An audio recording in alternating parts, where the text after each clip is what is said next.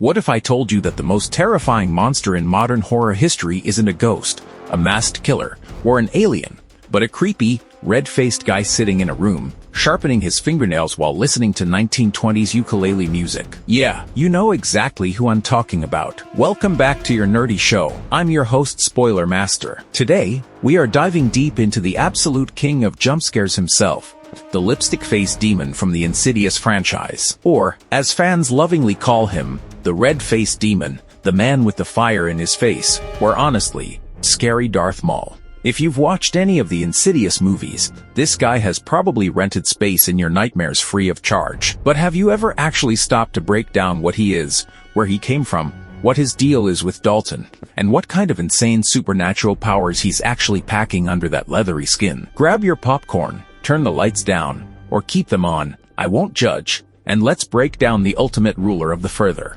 The haunting of Dalton, where it all started. Alright, so to understand the red-faced demon, we have to talk about how he actually operates. He doesn't just smash through your front door like a slasher villain. He plays the long game. Think back to the very first Insidious movie. Before we even see his iconic red face, we hear him. Remember that terrifying baby monitor scene? Renai is just trying to check on her baby, and suddenly this rasping, aggressive voice cuts through the static. I want it now. Chills. Every single time. At first, you think it's just a creepy ghost haunting the house. But it's so much worse. The demon wasn't targeting the house at all. He was targeting Dalton Lambert. Now, why Dalton? Well, as the legendary demonologist Elise Rainier explains to us, Dalton isn't just dreaming when he sleeps. He's astral projecting. He thinks he's just having cool flying dreams. But in reality, his soul is wandering into a pitch-black, twisted realm called the Further. And because Dalton has zero fear, he wanders just a little too far down the wrong cosmic hallway. He literally stumbles right into the demon's backyard. The demon grabs Dalton's astral spirit,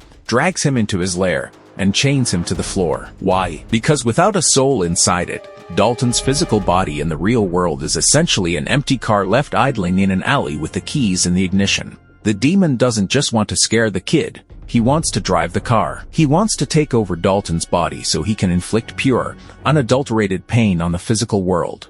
The lair behind the blood-red door. Now, let's talk about his domain, because this guy has, let's call it a very specific aesthetic taste. Deep inside the Further, past all the tragic, lost human souls wandering in the dark, there is a massive, blood-red door. Behind that door is the demon's lair. It's styled like a twisted, dark mirror of the Lambert family's attic, bathed in this heavy, suffocating red light. And what is the terrifying king of the Further doing in his downtime? He's literally sitting at a workbench, wearing silver claw extensions on his fingers, carefully sharpening his nails. All while Tiny Tim's tiptoe through the tulips crackles out of an ancient bronze phonograph. That contrast right there, a horrifying demon meticulously doing horror movie prep work to happy, upbeat vintage music, is absolute cinematic genius. It's unsettling because it shows he isn't just a mindless beast. He has patience. He has personality. He enjoys the process. When Dalton's father, Josh, finally builds up the courage to go into the Further and rescue his son,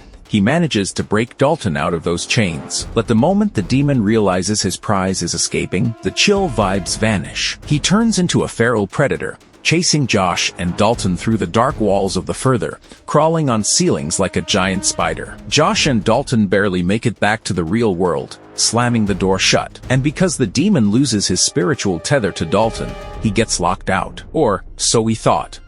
A reign of terror across the timeline. Here's the thing about the red-faced demon. He is persistent. Even when he isn't the primary physical threat, his presence looms over the entire Insidious universe like a dark cloud. If you look at the timeline, this guy has been stalking Elise Rainier and the Lamberts for years. At the end of Insidious, Chapter 3, which is a prequel, remember, Elise comes home, feeling good after helping another family. She finds her late husband's sweater folded neatly on her bed. She thinks it's a sweet sign from the afterlife.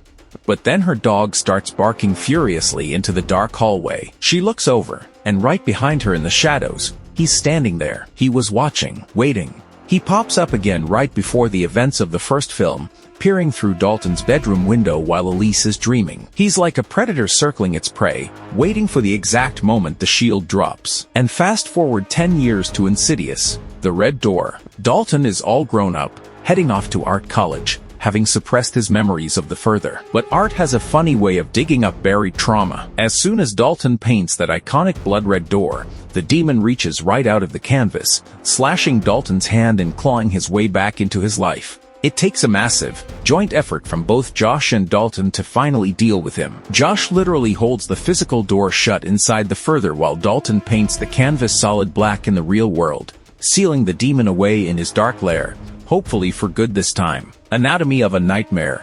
What does he look like? So, what makes this guy look so visually iconic? Let's break down his physical anatomy, because the character design is honestly unbelievable. If you strip away the red face for a second, his body is remarkably humanoid, but wrong in all the worst ways. He's tall, gaunt, and insanely skinny, with skin that looks like burnt coal or leathery black hide. He doesn't wear clothes, but he has these long, spider-like fingers that he reinforces with metallic silver claws. Lower down, he's got actual animalistic hooves and a long, sharp, forked tail, a total homage to medieval art depictions of the classic Christian devil. His head is almost entirely bald, save for these weird, greasy tufts of dark hair clinging around his ears. But obviously, the headliner here is the face. His face is painted, or naturally patterned, in a violent, stark crimson blood red. It creates this jarring contrast against the pitch-black skin on the rest of his body. He's got bright, shining yellow eyes that seem to lock onto you even in total darkness, a sharp aquiline nose,